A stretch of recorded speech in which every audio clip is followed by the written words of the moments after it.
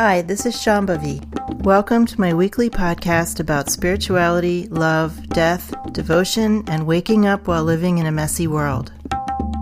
The Satsang with Shambhavi podcast is recorded live each week with students of our nonprofit community, Jayakula. For more information and to find out about attending a satsang, visit jayakula.org. Thanks for listening. Much love to you, wherever and however you are.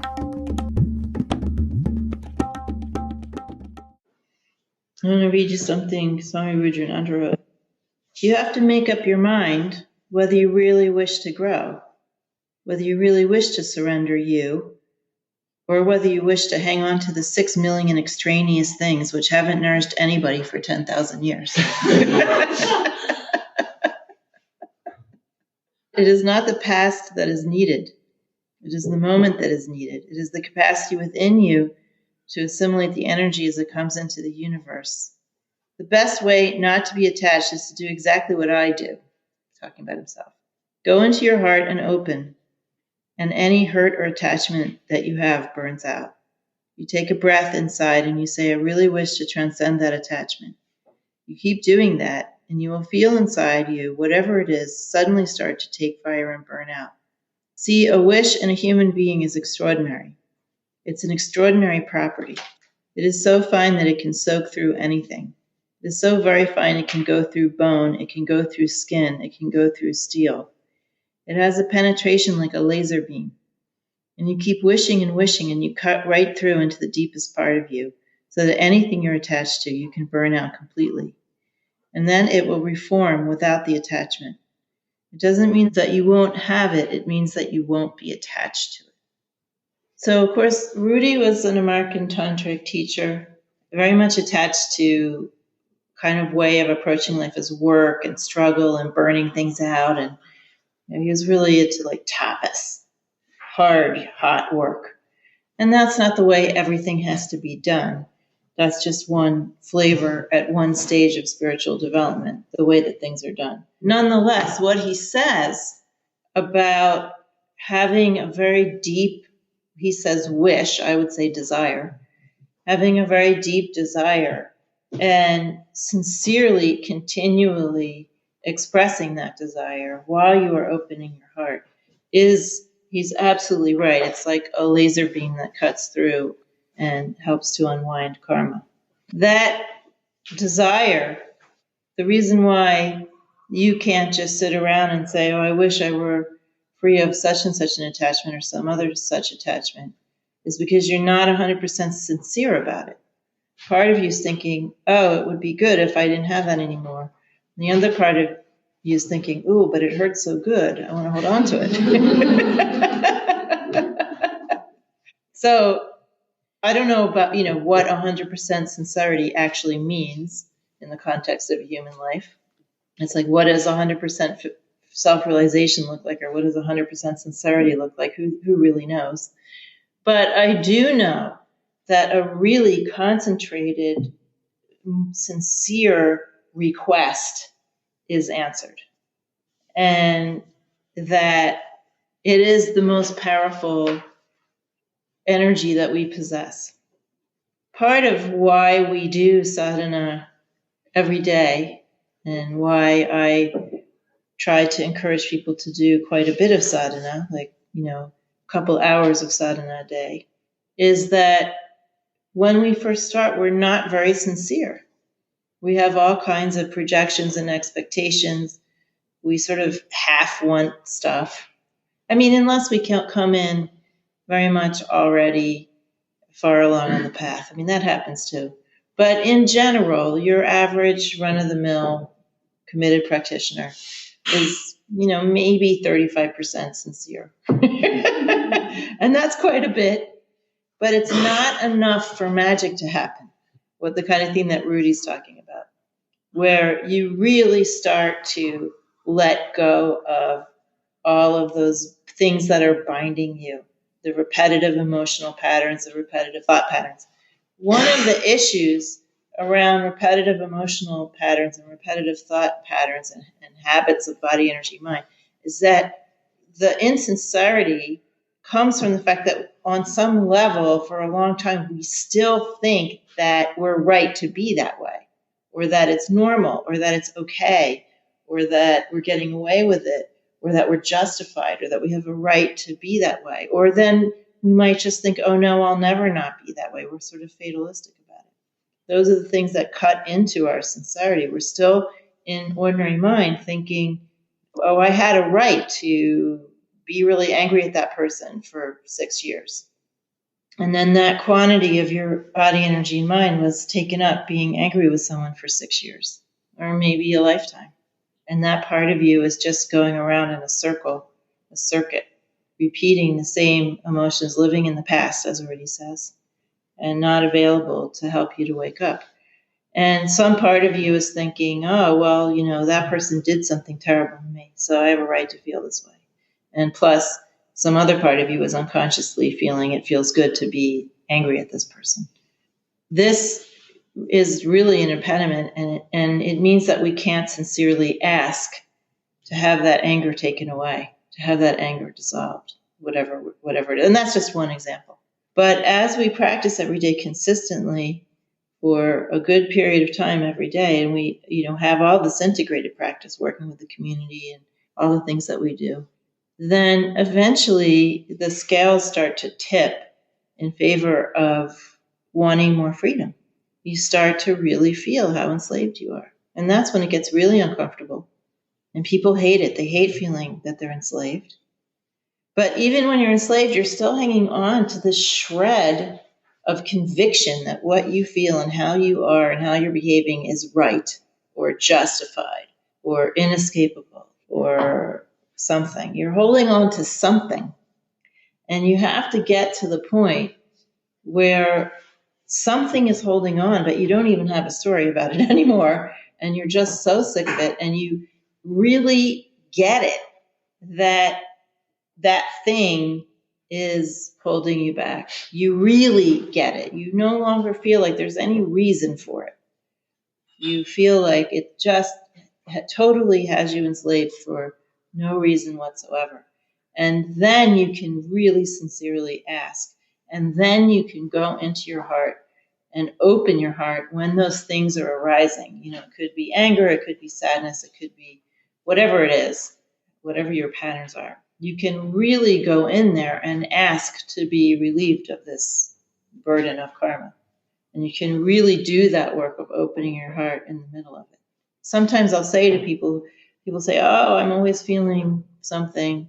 What should I do? When I'm in certain circumstances, the same feeling always arises, or I have these same thoughts plaguing me. I say, well, what should I do? In that moment, go into your heart and open your heart. Do that work of relaxing and feeling that spaciousness and Hridayakasha. Oh no, but it's so hard. I can't do it then. It's too hard. Well, you'll get to a point when it doesn't matter how hard it is. You recognize that it's the only kind of work you can do. And it's a form of prayer, right? When we ask for to be relieved of karma, when we ask for help, when we express a sincere desire to change and to be more loving toward people, less concerned about how other people see us, less reactive. When we really have those sincere desires, it's like a prayer. It could happen in the form of a prayer. It could happen any way that you could ask. But the power of a sincere request or demand even to be relieved of something is really the greatest power that we have. Somebody wrote to me today and said, is there anything important about prayer, or is it just like something that placates the prayer, that just sort of makes someone feel better because they're praying? Is there really any effect from prayer? Well, yes, there is. And it's extremely powerful. So what the work that we do, going into the heart and trying to open our hearts, even in the midst of reactivity, this is a very mature spiritual practice.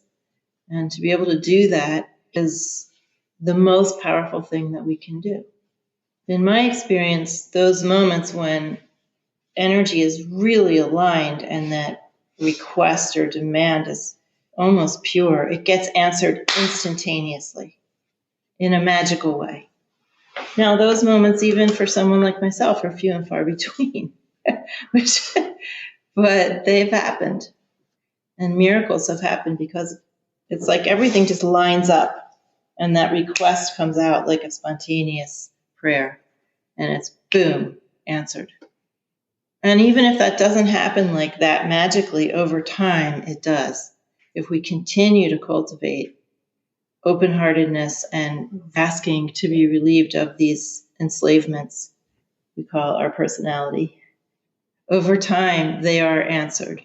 Really, that process of insisting is extremely powerful over time. But you can't be half-assed about it. I remember when I was younger, my teacher gave me some Kali practice to do. And I did it, but I have to say, I sort of worked out a way of doing it that wasn't actually all that dangerous. Because Kali's like, right? She's the one with the sword who chops your head off. And it wasn't until, I don't know, not that long ago that I felt like I could really address myself to that Kali force and say, okay, do it. Because, you know, we're always holding something back. We're always trying to like keep a little piece of what we're familiar with in our back pocket, or maybe not even our back pocket, maybe a lot more than that. But no doubt about it, when you get to those moments where you don't want to hold anything back and you aren't holding anything back, that's it. That's instant response. And as I've always said, the most important thing about practice is desire, your desire to wake up. It's guiding everything. It makes everything happen. It's your gold. It's your jewel. It's your currency, is your desire. Now, a lot of people in this room have a lot of desire, but also fear or reasons.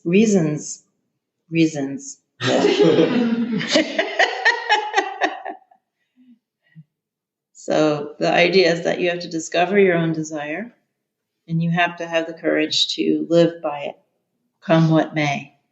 And then you can really see wondrous things. But if you're satisfied with your story about stuff and you still think that your various crappy ways that you feel about yourself and other people are justified, you're never going to experience this until you have a sincere desire to let that stuff go. If you're still defending your karmas, if you're still defensive in any way, like Rudy said, not everything goes away, but you stop being attached to stuff. That's really the trick. We have various tensions and patterns and compulsions, and some of them will go away altogether, but there's various patterns that are going to stick around. We're not going to totally unravel all those things in one lifetime, but we can become, to a large degree, unattached to them, not feel that there's anything important about them, not stake our claim on them, not defend our right to be that way, and just have a more friendly and humorous relationship with those things. Friendly rather than intense, humorous rather than earnest. And then we can be much happier and have much more result from our sadhana. So it's really important to let yourself honestly feel your desire. A lot of people also are afraid you won't get what you want. You're afraid you'll be obstructed in some way or disappointed or that you'll fail. And you have desire, but you're afraid to commit to your own desire. You're afraid to come out with it. You're afraid to be honest about it, even to yourselves. So that's when you get into having all kinds of secondary responses where you're just trying to cover up what it is you really want, just in case someone notices, and then you're sort of committed to it, you know. And then what happens if you fail or you get disappointed or you're not up to it? You're all worried about that. So, you know, the first step is to really be honest with yourself about what it is you want, your own desire, and then stake your whole life on it. What else have you got, really? It's just a life. You know, it's not really that much of a big deal. Just one among many. You might as well stake your life on the desire, what's really impelling you. but there's just so many hedging of bets going on. Ma said to get everything, you have to give everything. Well, first you have to want to get everything. And that's a stumbling block for people. Just think about it in like ordinary mind way. If you're like wanting to be friends with somebody or you're wanting to be in a relationship with somebody, a lot of people find it really hard to say, oh, I'd really like to be friends with you, or I'd really like to go out with you. People find that hard. Or I really, really like you. You're just afraid to say stuff like that because then what if something doesn't go right? The other person doesn't feel the same way you do. Well, if you say, I really, really like you to God, believe me, God will be there.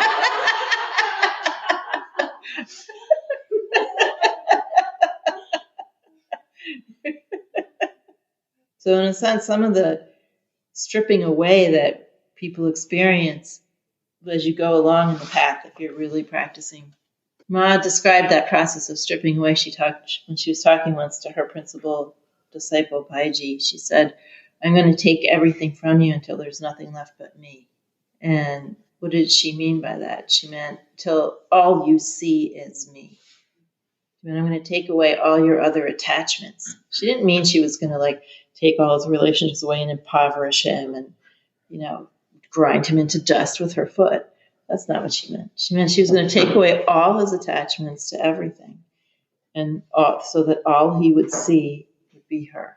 But you have to want that to get everything. But in the meantime, you should just try to be honest with yourself about your deepest desire. What is it really? And then put all your money on that. Then you'll be powerful and magic will happen. Everything just organizes around that in a very magical way. And there's just absolutely nothing to be afraid of. So make your whole life into that kind of prayer, organized around your real desires. Ask for what you want. I don't mean silly, ordinary day stuff. You can do that too if you want, but as far as I'm concerned, it's a waste of energy. Because that stuff will come anyway, as it's supposed to. It's not really important to focus on that. Not important there's no reason to push anything away. You need to have a habitable life. But find your desire and stake everything on it. Make a prayer out of it. Demand what you want from God. And don't hold anything back. Why not? What else is there to do? I don't think there's really anything else to do.